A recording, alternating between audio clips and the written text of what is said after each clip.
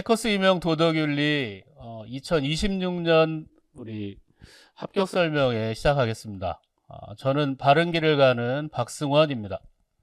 어, 우리 임용시험이라는 큰 인생의 뭐 관문이라면 관문이죠. 여러 선생님들 맞이하게 되셨는데 뭐 어쨌든 이게 축하할 일입니다. 우선은 여러분들이 그럴 만한 자격을 갖추셨다는 거고 또 도전할 만한 준비가 되셨다는 것은 분명히 축하받을 일이에요. 물론 이제 시험을 앞두고 있는 그거 자체는 부담이지만 어쨌든 여러분은 응분의 자격을 갖추셨기 때문에 이 자리에 있으실 수 있는 거죠.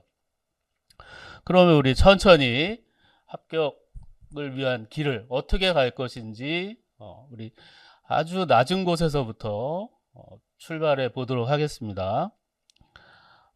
먼저 우리 뭐 자료집이랑 우리 PPT가 딱 맞는 건 아닌데요. 먼저 자료집을 보면 이 페이지에 임용시험 1차에 대한 문제 유형하고 배점 현황표가 있어요. 여기서부터 출발하는 거죠. 시험이니까 우리는 도덕윤리에 대해서 단순한 우리가 전공 공부를 하고 이러던 시절의 공부와는 분명히 달라요. 이제는 시험이라는 거. 시험에서 고득점을 받아서 남들을 경쟁해서 물리치고 자리를 차지하는 그런 상황에 놓여 있단 말이죠. 그래서 배점을 한번 보자고요. 전공 A, 전공 B. 우리 교육학은 뭐 모든 선생님들이 공통이니까 전 과목에서 이제 2교시에 전공 A와 전공 B. 우리는 이 80점, 저하고는 이 80점, 제가 책임지는 거는 이 부분이에요. 이 80점을 어떻게 여러분들에게 가져가실 수 있게 도와드리느냐. 그래서 우리 2교시를 놓고 보면 12문제가 되죠. 기입형, 서술형. 기입이라는 건 뭐냐? 말 그대로 가로, 기역, 니은에 들어갈 용어는 무엇이냐? 패턴이 정해져 있어요. 기역과 니은에 들어갈 용어가 뭐냐? 선의지냐, 의무냐, 이냐, 기냐, 이런 것들. 사단이냐, 칠정이냐. 여기에서 희비가 갈리는 거죠. 서술형은 뭐죠? 다음 뭐 밑줄 친 기역의 의미를 서술하시오. 큰 괄호. 기역에 들어갈 내용은 무엇인지 쓰시오. 요 두 가지 유형이에요. 서술 써야죠.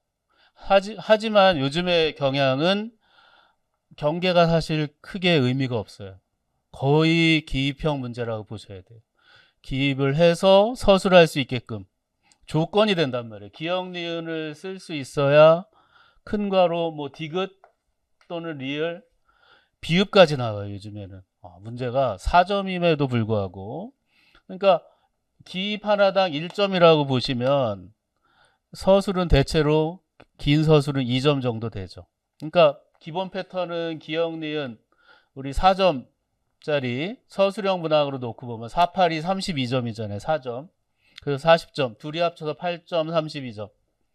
뭐 이거는 나중에 차차 여러분들 익숙해지시겠지만 결국에는 기입형 문제들이 잔뜩 우리를 기다리고 있다 이거죠. 이 기입에 우리가 적절한 용어 개념들을 콱콱 집어넣을 수 있어야만이 시험에 합격할 수 있는 거예요. 고득점으로. 겨우겨우 합격하는 거 우리 그러려면 학원 다닐 필요 없죠.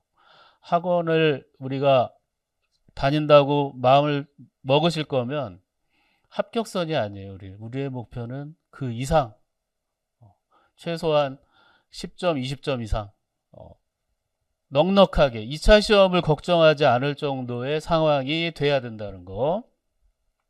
전공 B 역시 시간의 구분일 뿐이지 문제의 유형은 기입형 2문항, 서술형 9문항. 그래서 더해보니까 수학 4점 더하기 36점, 40점이 되죠. 그래서 40점, 40점, 80점이 되는 거예요.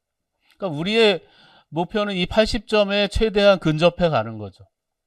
합격선이 뭐 40점 남짓, 45점 전후로 보통 결정이 되는데 45점에 교육학 뭐 15점에서 왔다 갔다 합쳐서 한 60점 정도가 보통의 우리가 합격선이라고 하는데 우리의 목표는 이 정도를 만족 못하죠.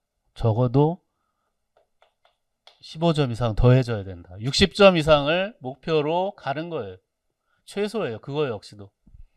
최대 만점에 가까운, 뭐 만점 받는 건 사실 쉽진 않아요. 이상한 문제 한두 개씩 껴있기 때문에. 그래서 이 임용시험 문제를 우리가 접근하기 위해서는 수많은 이 임용의 용어들 그리고 학자들의 주요 이 개념들을 명확하게 적시적소에 쓸 수 있는 능력을 키워야 돼요. 도덕윤리 시험은 그거예요. 결국 용어 싸움. 우리가 일상에 잘 쓰는 용어들이 거의 없고 대체로 아주 학술적이고 지적인 용어들이란 말이에요. 새로이 여러분들에게 다 장착돼야 돼요. 기존의 용어들 잘 아시던 거라도 확실하게 임용시험에 맞게 다시 재구성할 수 있어야 한다는 거. 좀 점점 지엽적이고, 왜냐하면 이게 결국에는 시험 출제를 용이하게 하고 나중에 채점까지도 객관화시키기 위해서는 용어를 많이 물어볼 수밖에 없어요. 괄호 넣기만큼 점수 계산하기 좋은 게 없단 말이죠. 서술 또한 그래서 키워드를 주고 그 키워드를 넣게끔 해서 서술할 수 있느냐, 여기에 달려 있는 거죠. 그래서 우리 3페이지로 넘어가 보면 임용시험의 기출현황표를 이제 12년이 돼 버렸어요.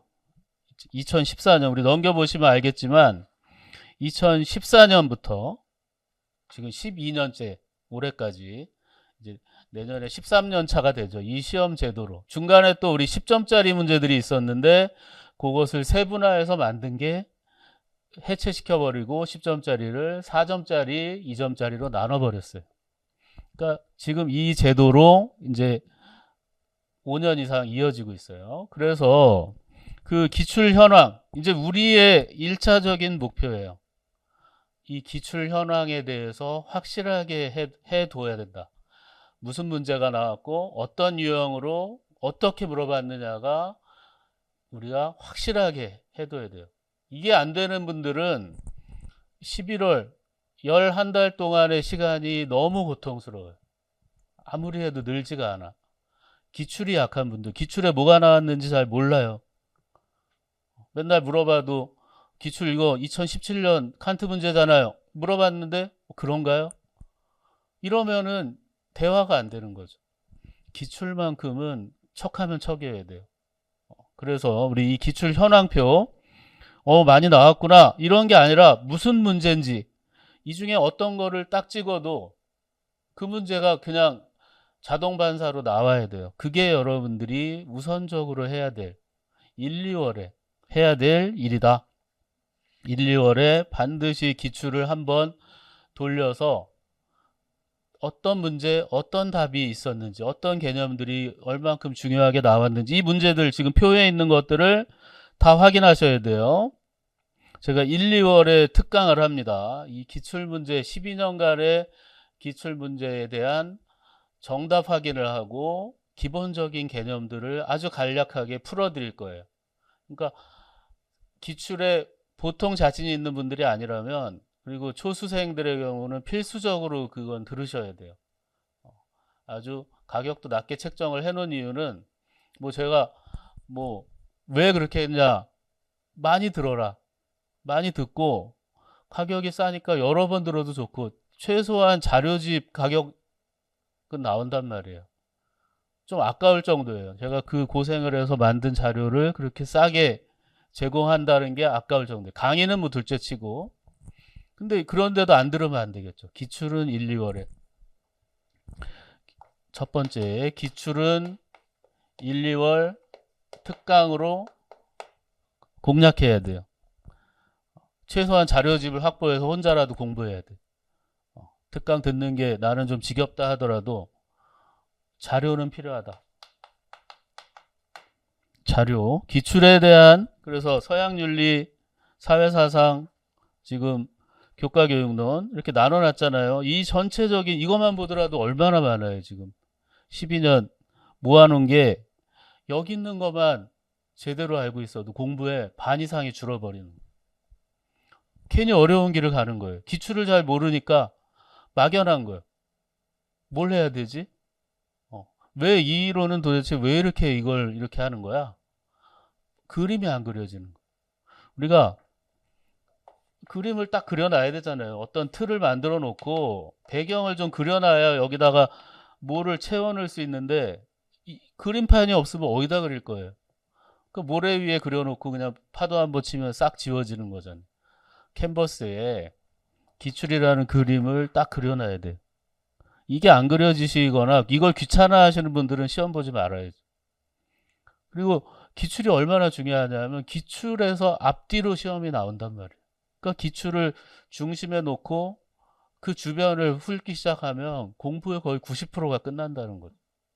근데 이 간단한 원리를 사람들은 잘 모르거나 알아도 안 따라가요. 이게 큰 문제라는 거죠. 우리 도덕윤리만큼은 정말 기출 그 이상도 그 이하도 아니라고 제가 감히 말씀드릴 수 있어요. 그래서 이 기출표라는 건 괜히 붙여드린 거 아닙니다. 다 확인하셔야 돼요. 확인하고 이 표를 가지고 연습을 하셔야 돼요. 아, 이 문제는 이거였어. 괄호 넣긴 뭐였고 뭐에 대해서 물어봤어. 이게 딱딱딱 나와줘야 된다는 거죠. 그 다음에 우리 11페이지로 이제 넘어갑니다. 11페이지. 올해 기출이죠. 올해 기출. 이건 제 자랑 비슷하게 그냥 똑같은 문제를 두 개만 보여드렸어요.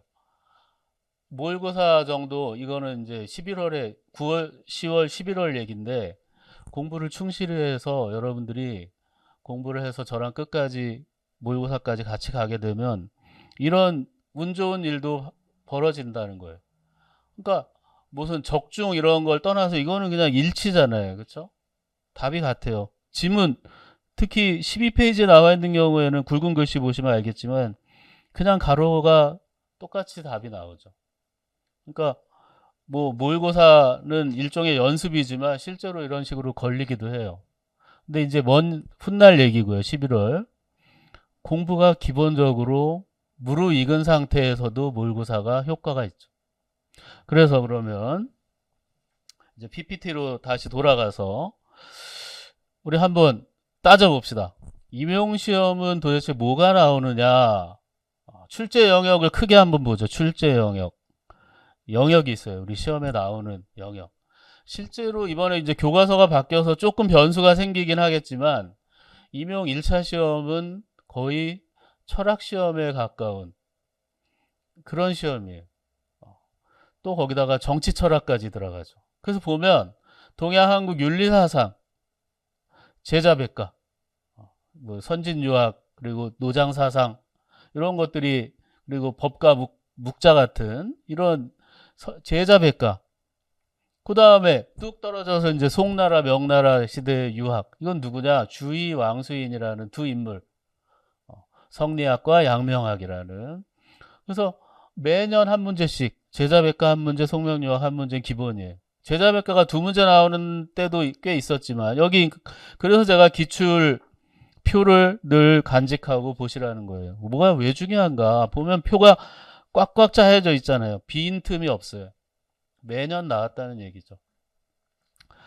한국 유학 최근에는 이제 우리나라 유학자들 이황 이이 사실은 다산 정약용 이렇게 세 분을 가지고 계속 돌려서 나오는데 이번에 교과서 개편으로 이제 뭐 남명조식이나 이런 사람들 나오니까요. 그렇죠? 뭐 좀 더 살펴보긴 해야 돼요. 올해는.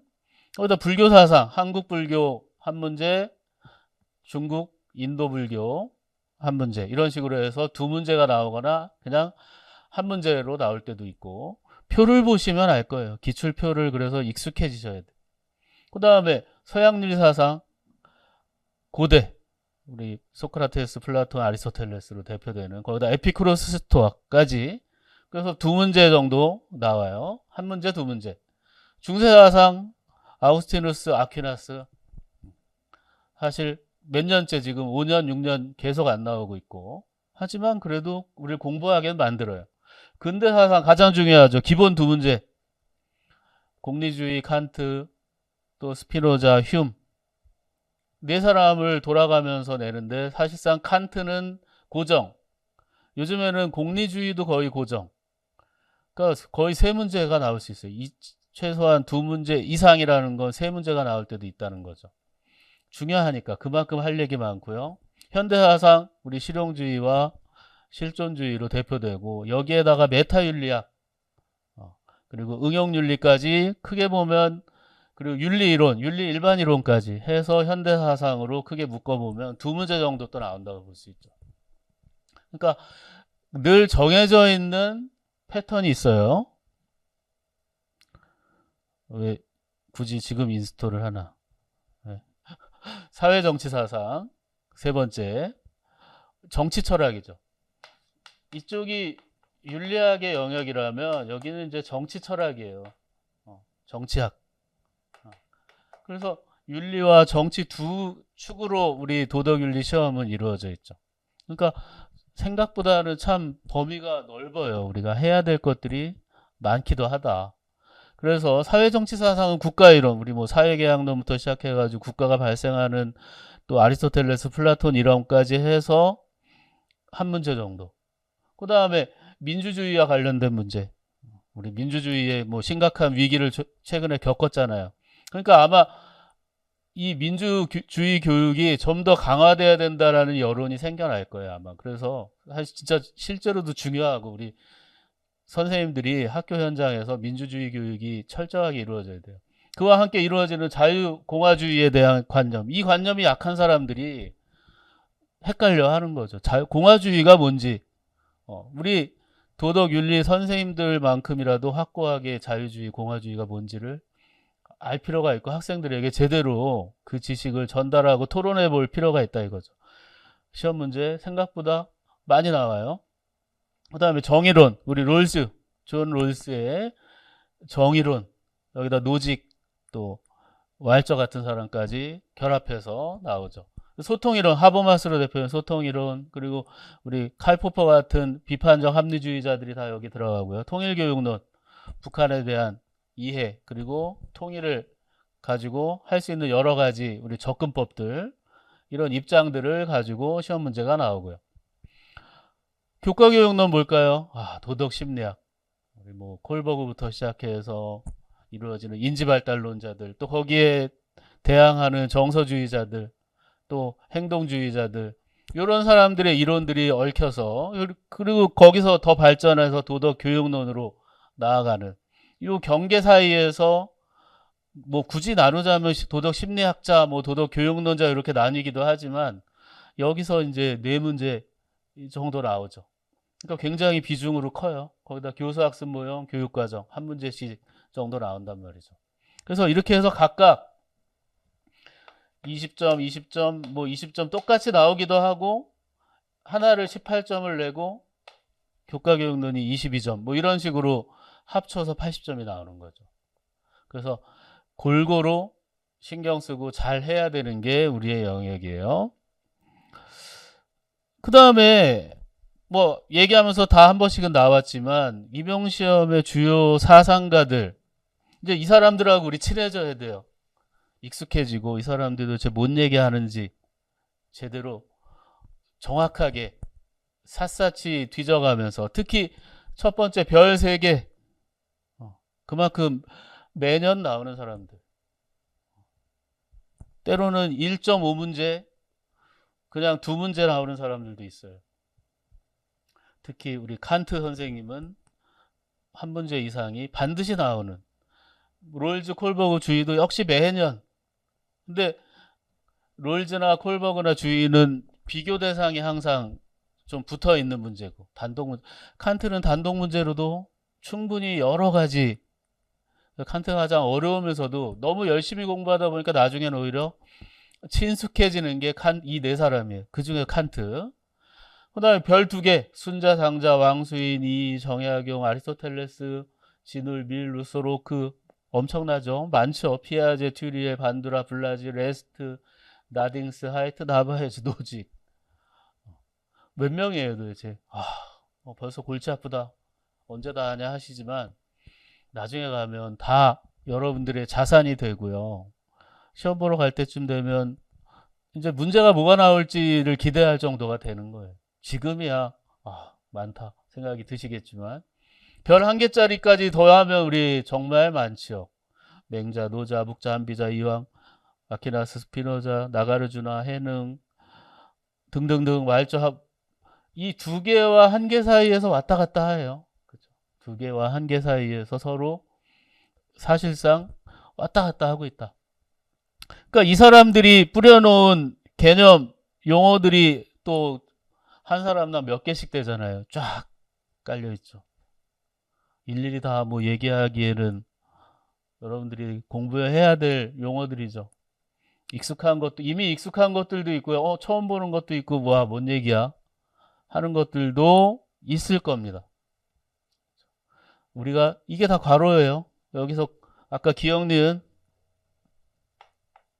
딱 이거예요. 그쵸?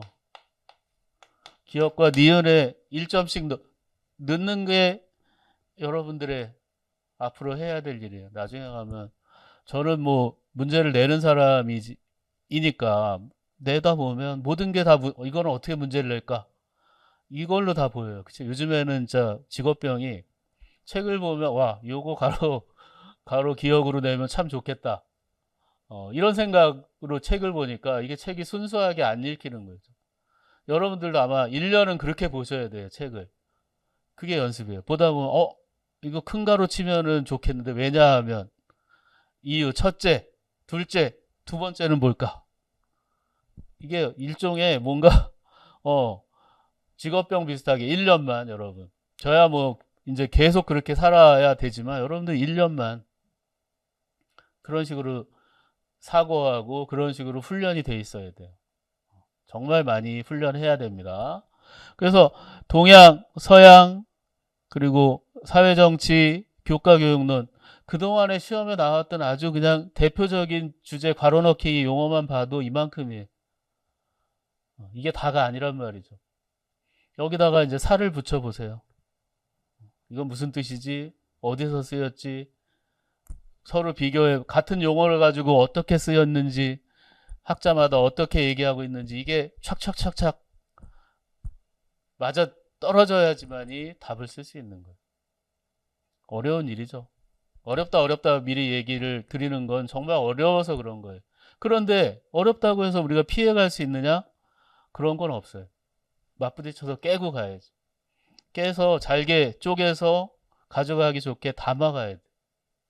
그게 승부예요. 돌덩이 큰 거 무거워서 이거 들다가 떨어뜨리잖아요. 잘게 깨서 여러 개로 나눠서 담아가는 거예요. 많이 가져가요. 최대한 많이 가져가야지.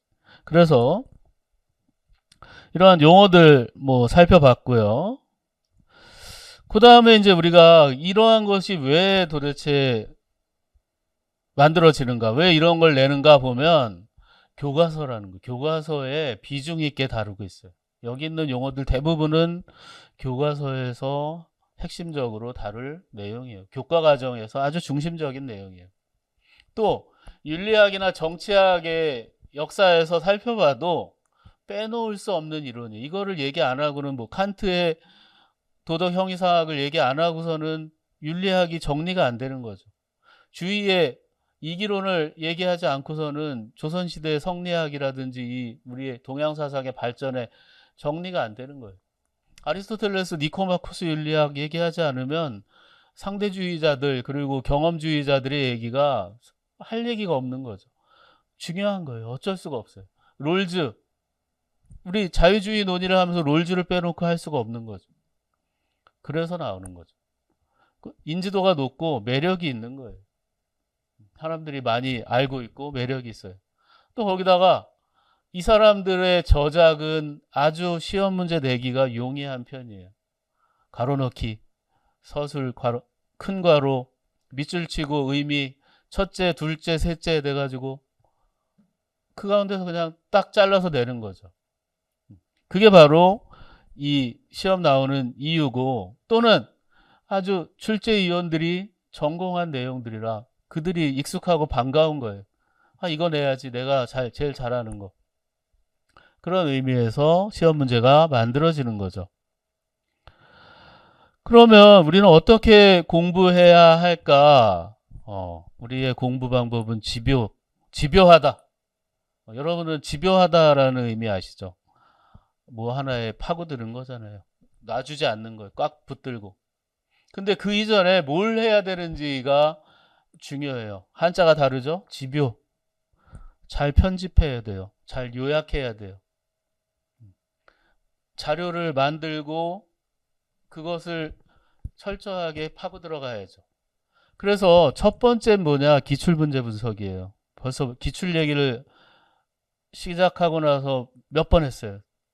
여러분 이제는 각인되셔야 돼요. 기출문제를 모르고서는 임용시험에 임하지 말라는 거예요. 기출을 관심 없고, 그거는 나온 문제니까 나는 이제 새로운 거만 찾아다닐 거. 이런 분들은 못 찾아요. 그림이 안 그려지니까. 기출을 모르는 자는 임용시험에 임하지 않는 게 좋아요. 1, 2월에는 기출만 보셔야 돼. 기출 익숙해지고 나서, 그렇죠? 물론 이제 1, 2월 이론 강의랑 같이 병행하니까. 근데 선행학습 이미 12월부터 선행학습 해야 돼요. 그 다음에 주요 주제별로 분류해요. 출제 빈도가 높은 주제를 빨리 파악해야 돼. 앞에 제가 던져드린 내용들 기출을 하다 보면 어느 정도 정리가 돼요. 높은 주제 찾아야 되고 핵심 내용 정리 왜 중요한지 도대체 이거 왜 이렇게 물어보는 거야? 왜 두 번, 세 번 기출이 나오는 거야? 왜 중요한지를 빨리 느낌, 감을 찾아야 돼요. 모르면 물어봐야 돼요. 제일 가까운 건도 저한테 물어보시면 되죠. 왜 중요한가? 도대체 왜? 보다 보면 알아요.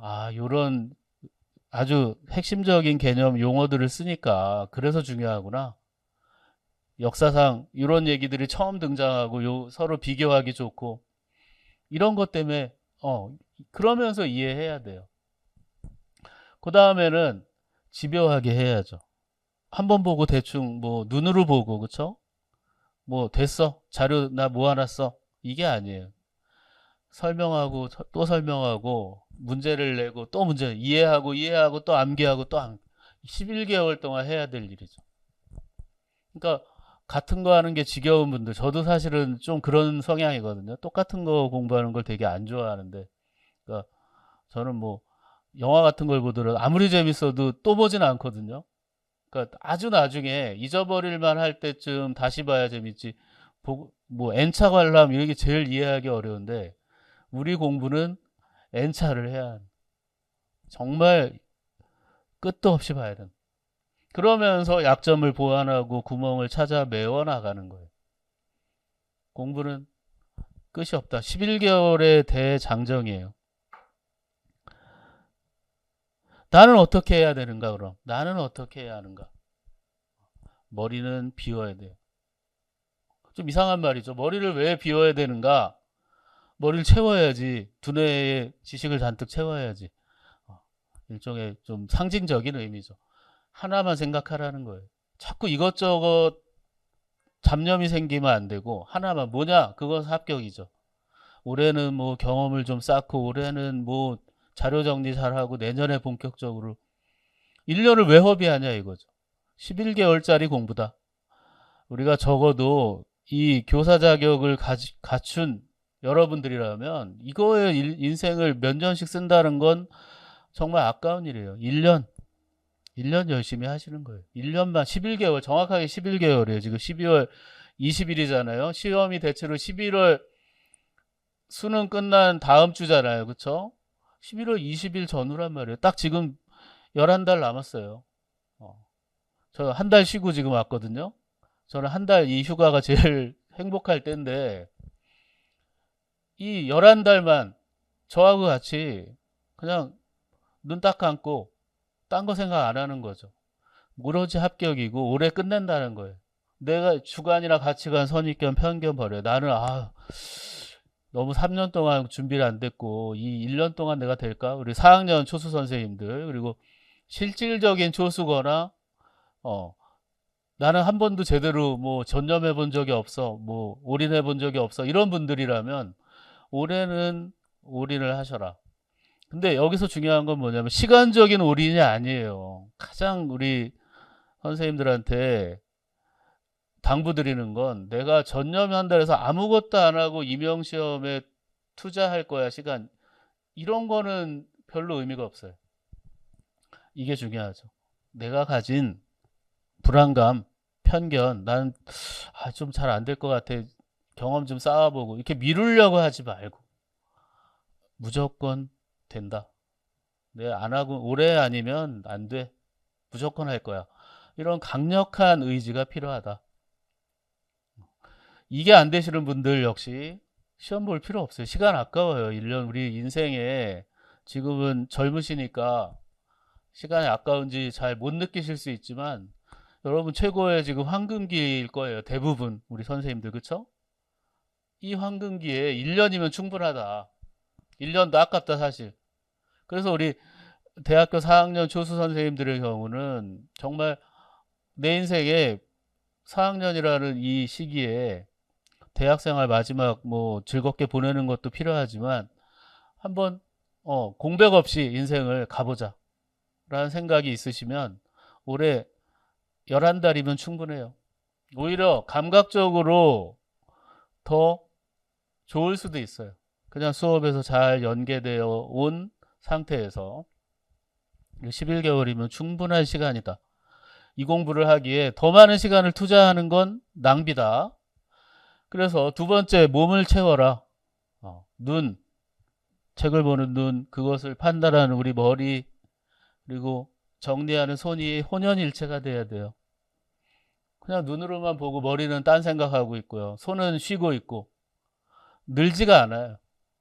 그냥 10시간, 뭐 8시간 하루에 공부한다고 자랑은 하는데 뭐 했어? 이렇게 물어보면 책을 좀 봤지. 도덕형이상 벌써 세 번째 보는데 그 뭐 무슨 내용 있습니까? 그러면 글쎄요. 너무 어렵던데요.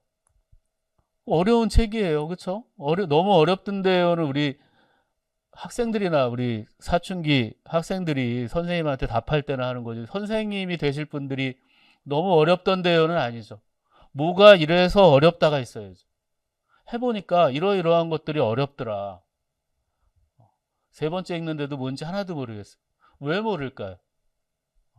생각하고 자꾸 고민하고 정리된 건 뭐고 이게 왜 이런 의미일까를 고민해 보셔야 돼요. 물론 고민의 시간이 너무 길면 11개월이 짧아져요. 고민은 짧게 하고 답을 못 찾으면 전화 물어볼 수 있는 사람이 물어봐야 돼. 뭔가 이게 도대체 뭔 내용이고 왜 이런가? 최대한 빨리. 그리고 자신만의 좋은 루틴을 만들고 지켜야 돼요. 아까 얘기한 대로 뭐 나는 무조건 하루에 잠자는 시간 빼고 공부할 거야. 그게 됩니까, 우리? 그 정도까지 어려운 공부는 아니에요, 우리. 사람마다 다르지만 이거를 잠자는 시간 빼고만 해서 할 수 있는 공부는 아니다. 여러분 할 거 다 하면서 해도 집중 잘 하고 좋은 방법을 가지고 명확하게 하시면 되는 공부예요. 자꾸 공부 시간을 늘리고 내가 올인하는데도 뭐 어려워요. 이게 핑계가 될 수 있어요. 해보지 않은 사람이 어떻게 하느냐. 공부라는 건 그렇게 많이 다르지 않아요. 예전에 했던 공부나 여러분들의 지금 공부나 공부라는 거는 아주 어려운 길이죠. 하면서 보람을 찾고 즐거움은 느낄 수 있지만 하는 그 과정은 누구에게나 힘들어요. 그 힘든 거를 스스로 속이거나 그렇죠? 회피하면 안 돼. 받아들이고 최대한 긍정적으로 이겨내야 돼. 그것이 이제 우리 일련의 일이 되는 거예요. 그 다음에 중요한 얘기입니다. 자료의 허상에 현혹되지 않습니다. 우리는 자료 잔뜩 만들고 쌓아놓고 뭐 남들에게 자랑하고 무슨 소용이 있냐 이거죠. 그냥 밖에 있는 거예요. 그거는 내 게 아니죠. 내가 두고 있는 거지. 내 안에 담아두는 게 아니에요. 내 안에 간직해야지. 자료에 현혹돼 가지고 그쵸? 나에게 맞는 자료를 6월까지만 만들어 놔야 돼. 6월까지. 그 이후에는 자료 만드는 사람들은 대부분 속이는 사람들이에요. 나 열심히 하는데 자료 많은데 공부가 잘 안 돼. 잘 안 외워져요. 안 외웠으니까 안 외워지죠. 여러분 제가 그냥 하는 말이 아니라 자료를 만드느냐고 시간을 허비하면 안 돼. 그래서 남이 만든 자료라도 내게 될 수 있어요. 내가 소화하고 내 걸로 만들면 내게 되는 거죠. 내 거조차도 내게 안 되는 경우는 뭐냐? 남들이 그거 가져가요. 나는 못 가져가. 그냥 옆에 놓고 흐뭇한 거야. 그냥 자료는 쌓여가고 역시 나는 공부를 많이 열심히 하고 있어.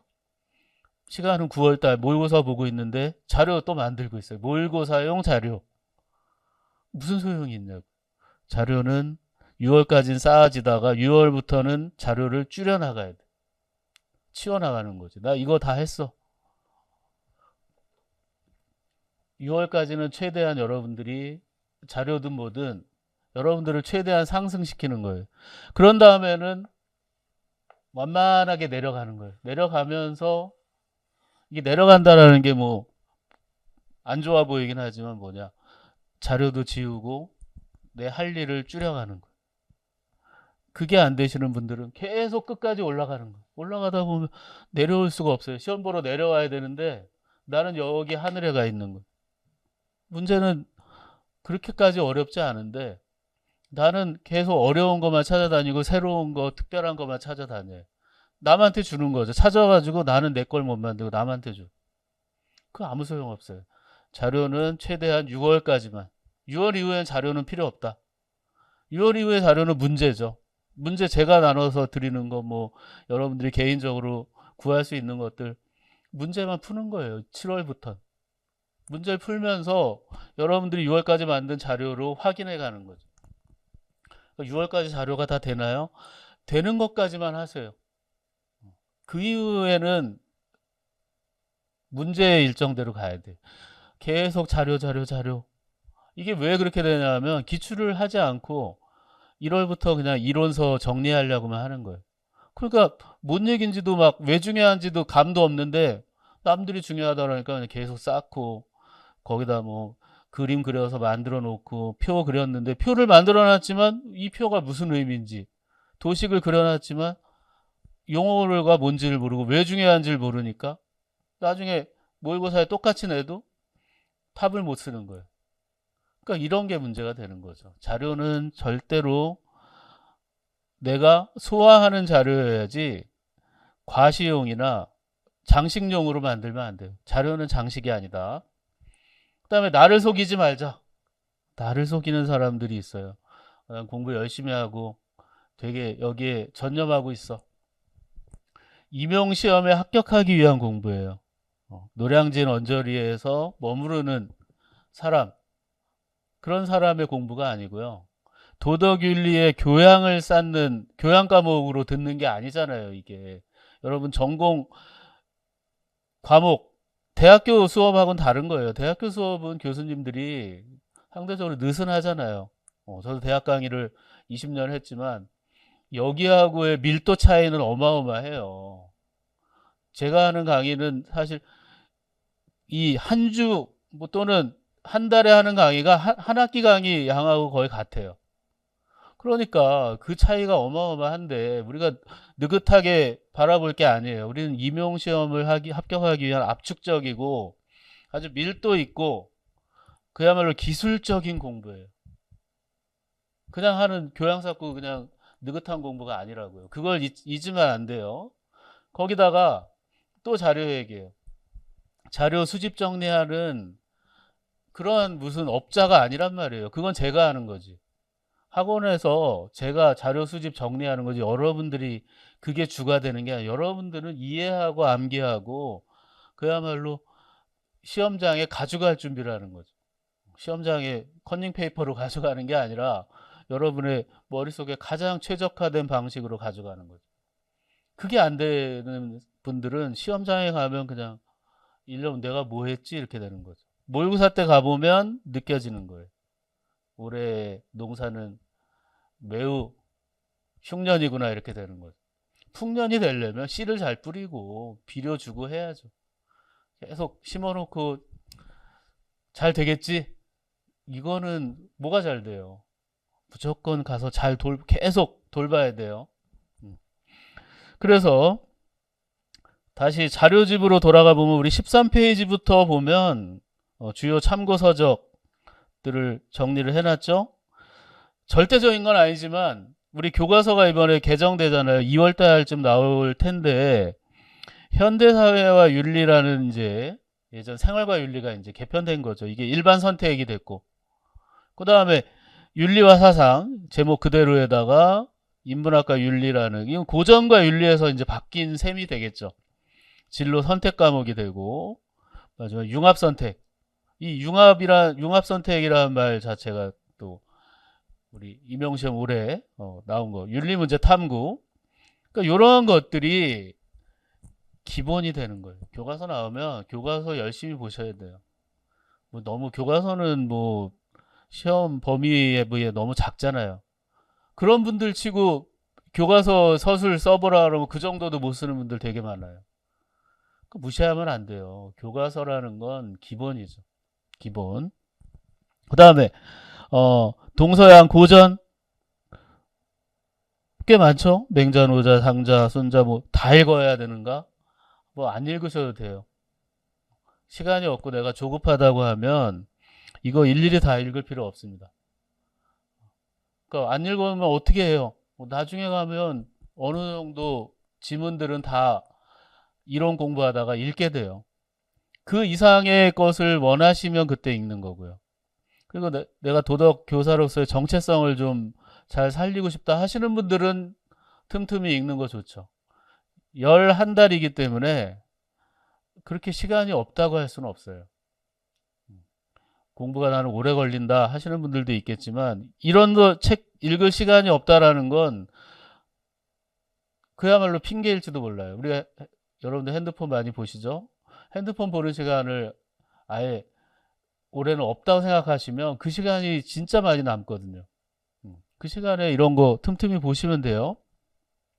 여기 있는 책들 다 읽지 않는다고 하더라도 최소한 동서양에서 한 권씩은 내가 읽어보겠다 계속 전체를. 아직 그동안 한 번도 안 읽어봤다고 하면 도덕교사로서의 정체성을 키우기 위해서라도 필요한 부분이 있다. 그 다음에 읽어야 할 것들은 바로 그 밑에 있는 기본 개론서와 주요 참고 자료죠. 시간이 없고 내가 그런 여유가 없다라고 하시는 분들은 여기 있는 기본 개론서와 주요 참고 자료 여기서 바로 시작하셔도 괜찮아요. 이것조차도 시간이 많이 걸릴 것 같고 좀 그렇다 하시면 1번 우리 바른 길을 가는 박승원 도덕윤리의 1, 2, 3, 4권을 강의와 함께 들으시면 시간이 단축이 되겠죠. 그게 아니라면 전체를 많이 읽어보시는 게 중요할 거예요.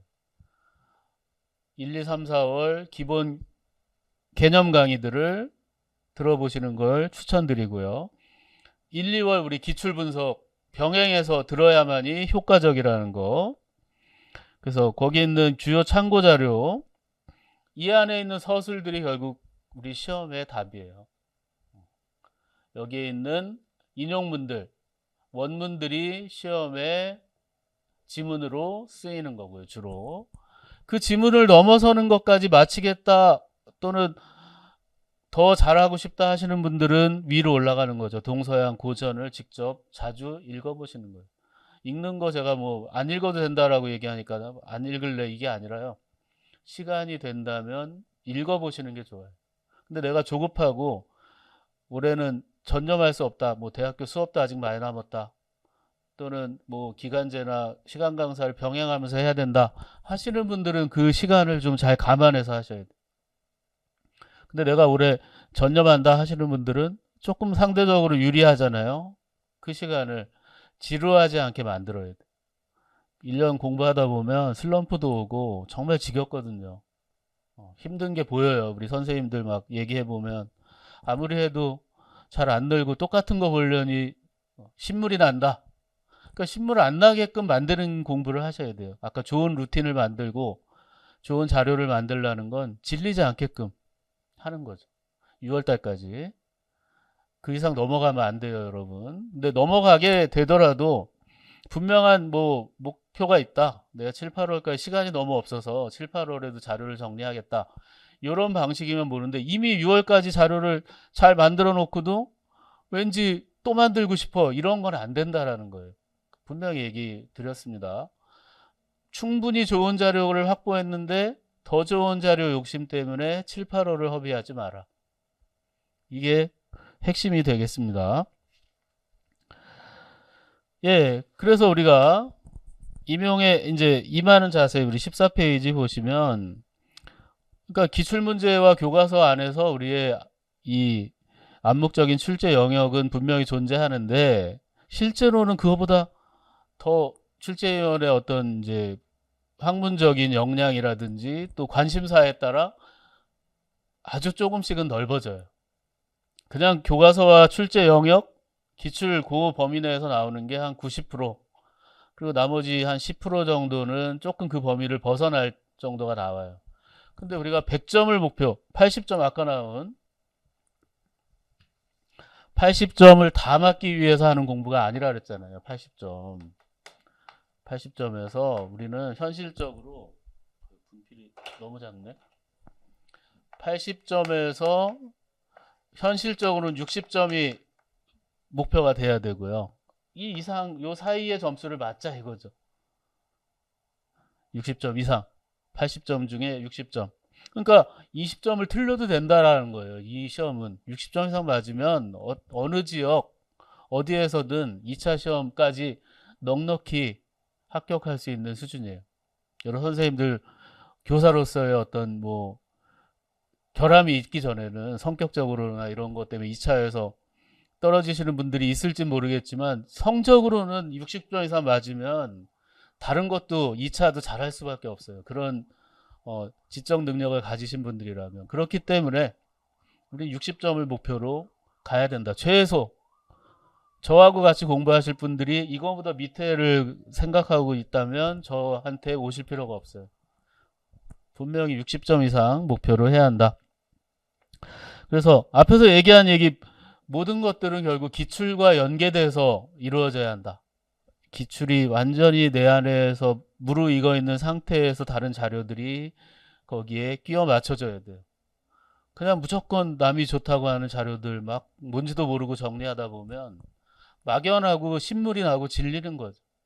기출을 제대로 알고 보면 요게 요 모양 때문에 요 지문 때문에 요런 걸 만들어냈구나. 이게 막 보여야 돼요. 지금은 무슨 얘기지? 뭐 잘 못 알아듣시는 분도 있겠지만 기출을 보고 나서 1, 2월 지나고 3월에 제가 이런 얘기한 게 금방 들어오실 거예요. 기출 보고 나니까 뭔지 알 것 같아. 그게 기출이라는 게 뭐냐 하면 우리 스포츠로 치면 명경기인 거죠. 명경기. 우리 그러니까 정말 잘한 경기들 있잖아요. 막 그 스포츠 경기에서 막 치열하게 치고 받으면서 막 보면은 룰을 잘 모르는 사람도 보고 나서 막 되게 멋있다 이런 거잖아요. 기출을 잘 알게 되면 우리 여기에 있는 이 임용의 그림이 확 들어오고 그야말로 뭐가 딱 트이는 거죠. 더군다나 임용의 룰도 자연스럽게 익히게 되는 거예요. 임용의 기본 바탕은 이렇게 되어 있고 여기서 이렇게 나오는구나. 그러니까 여러분들 기출 얘기 분명히 하셔야 되고 시간 활용은 뭐냐? 너무 오래 붙들고 있으면 안 돼요. 여러 선생님들 성격 중에 오래 붙드는 거 좋아하시는 분들은 올 한 해만 조금 내가 납득이 안 되고 내가 좀 뭐 설득이 안 되고 내가 이해가 안 되면 나는 못 넘어가야 돼요. 언제 그 다 이해시키고 이 많은 것들을 다 이해하고 가면 여러분 칸트보다 더 위대한 사람이 되는 거죠. 이해 안 되는 거 분명히 많아요. 왜 도대체 이렇게 쓰지? 왜 이건 아니고 아까 선입견 편견 내 주관 필요 없다는 얘기가 그거예요. 일단 받아들이셔야 된다. 어떻게 하면 잘 받아들이느냐. 꾸역꾸역 우리 밥 먹다 보면 맛없는 반찬 다 좋아하시는 분들도 있지만 맛없는 반찬 내가 싫어하는 것도 있어요. 좀 꺼리고 안 먹고 싶은 거. 근데 임용에서는 그런 게 없어야 되죠. 꾸역꾸역 먹어야 돼요. 몸에 좋은 거죠. 대체로 그리고 우리가 싫어하는 반찬들 보면 몸에 안 좋은 것보단 좋은 거죠. 우리 임용시험도 그래요. 이해 안 되고 잘 어려운 거일수록 시험에 잘 나오는 거예요. 그게 문제인 거죠. 그래서 결코 물러서거나 회피하지 않겠다는 각오로 꿋꿋하게 가는 거. 지치지 않게 공부하는 거예요. 11개월의 대장정이라는 거. 그래서 우리 연간 강의 보시면 그게 11개월의 대장정이죠. 그래서 저와 함께 하신다면 그 대장정이 조금은 수월하게 덜 지루하게 작년에 우리 같이 공부하신 선생님들이 저한테 마지막에 메일 보내면서 쓸쓸하지 않았다. 11개월 같이 공부할 그 얘기 듣고 저도 되게 울컥했는데 지금도 그러네요. 그러니까 이 임용 공부는 참 고독하고 쓸쓸한 공부예요. 뭔가 그리고 학교라도 다니시는 분들은 모르겠지만 갑자기 이제 학교를 졸업하고 나면 소속이 없잖아요. 그렇죠? 그럼 쓸쓸하죠. 갈 데가 없을 수도 있어요. 공부 외에는. 그게 쓸쓸함이죠. 근데 저하고 같이 하시면 그 쓸쓸함이 좀 달래질 수 있고요. 또 한 선생님은 11개월이라는 시간 힘들 때마다 그래도 같이 얘기하고 그렇죠? 서로 고민을 나누는 그런 시간들이 결국 버틸 수 있게 해줬다. 이런 얘기 참 좋아요. 하지만 저하고의 인연은 11개월 뿐이다. 11개월의 대장정이면 충분해요. 또 할 필요는 없다 이거죠. 저는 뭐 좋은 일일 수 있겠지만 저도 그렇게 좋진 않아요. 계속 새로운 선생님들이 들어오시는 게 좋죠. 그리고 합격률이 높아야 어쨌든 저도 좋은 일 아니겠습니까? 그래서 올해는 뭐 이 황급반까지 운영을 하는 걸로 하기로 했으니까 여러분들 하여튼 뭐 여러 가지로 지금 뭐 학원이든 저든 여러분들의 합격을 위해서 여러 가지 아이디어를 짜내고 있고 저는 뭐 열심히 뭐 여러분들에게 좋은 자료와 강의를 할 필요도 있지만 어쨌든 여러분들의 각오와 이런 것들 1년 생활을 좀 함께 할 수 있는 여러 방안들을 마련하고 있으니까 좀 같이 해주셨으면 좋겠고 또 한 번 강조하지만 6월까지는 자료 정리인데 남에게 보여주거나 자랑하는 자료가 아니라 내가 쓰면 그만인 거예요. 보여줄 필요도 없고 나한테 딱 맞는 거면 좋아요. 저한테 보여주세요. 제가 보기에 좋은 자료인지 저는 알 수 있으니까. 그리고 7월부터는 정리한 자료 지워 나간다고 아까 얘기했어요. 자료를 들고 갈 수는 없으니까 내 머릿속에 지우는 거, 내 머릿속에 채워 넣는 거. 그렇죠? 비워놓은 내 다른 걸 모두 비워놓고 이 자료들을 거기에 넣는 거죠. 그 다음에 결국 문제는 기출에 시작해 기출로 끝난다는 거. 1년 내내 보셔야 돼요. 익숙하더라도 계속 보면서 이 임용의 룰을 완벽하게 가지고 가셔야 한다는 거.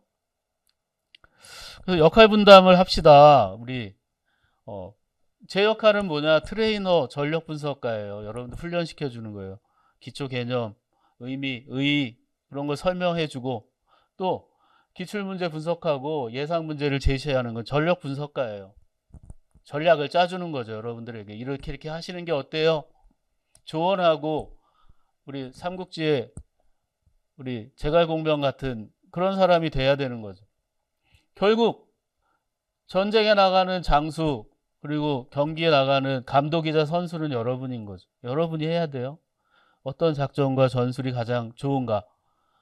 저를 책략가로 쓸 건지 뭐 다른 걸 쓸 건지 여러분들이 스스로가 책략가가 될 건지 여러분들이 결정해야 돼요. 그 다음에 선수로서 최상의 컨디션 그리고 최선의 실력을 발휘해야죠. 남이 풀어줄 수 없잖아요. 여러분들이 직접 가서 해야 되는 일이에요.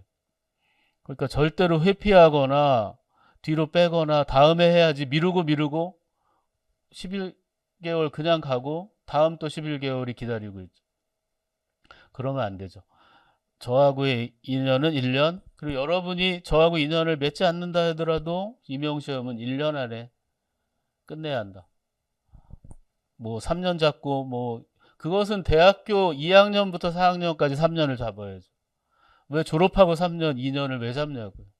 그건 아무 의미 없습니다. 무조건 1년짜리 공부다. 그래서 올해 1월부터 11월까지 제 커리큘럼대로 따라오시는 게 제일 안전할 수 있고 그 사이사이에 그리고 특강을 좀 올해는 많이 해보려고 노력하고 있습니다. 여러분들이 어쨌든 작년에 또 마지막 특강한 게 도움이 돼서 저도 좀 뿌듯하기도 했고 올해는 그래서 특강을 좀 많이 해보려고 해요. 그래서 마지막으로 함께 여러분들하고 함께 하겠습니다. 넉넉한 합격. 아까 얘기한 60점 이상 받는 80점 중에 60점에서 80점 사이의 점수를 받는 여러분들이 되게 제가 최선을 다해 도와드릴 거고요. 노력하지 않으면서 막 헛된 꿈을 꾸시는 분들, 뭐 대충 뭐 한 7월부터 하면 뭐 되지 않아? 한 3달만 바짝 하면 뭐 이런 표현 쓰시는데 다들 바짝 하죠. 보통 능력을 갖춘 분이 아니라면 그런 생각 버리세요. 지금부터 11월까지 달려가셔야 돼요. 지키지 못할 무리한 계획, 하루에 뭐 열 몇 시간씩 할 거야, 뭐 자료를 엄청 만들 거야, 이런 거 안 돼요. 지킬 수 있는 것. 그래서 여러분을 합격의 바른 길로 저하고 함께 하시거나 저에게 여러 가지 뭐 얘기를 같이 하실 수 있다면 최대한 도와드리고 함께 가려고 하겠습니다. 그러니까 여러분들 많이 좀 찾아와 주시고, 뭐 상담도 언제든 환영하고요. 막연하신 분들은 뭐 저하고 미리 약속을 잡고 상담을 올해는 많이 좀 해보려고 그래요. 그러니까 제가 하다 보니까 제가 꽤 상담을 잘하는 사람이더라고요. 예전에는 좀 제가 저를 잘 오해했어요. 그러니까 좀 딱딱한 사람이라 생각했는데 은근히 얘기가 잘 되는 사람이에요.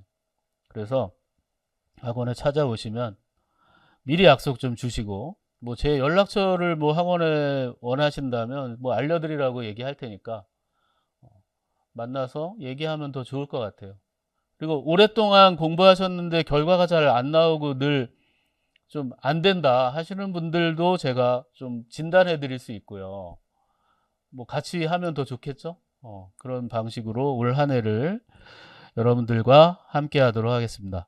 뭐 긴 시간, 어떻게 보면 뭐 잘 아는 얘기지만 또 올 한 해 새롭게 시작하시는 분들의 눈높이에 맞춰서 한 얘기니까요.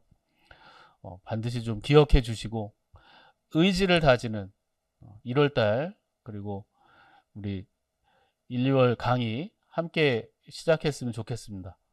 예, 여기까지 하고요. 올 한 해 힘차게 저도 출발하도록 하겠습니다. 감사합니다.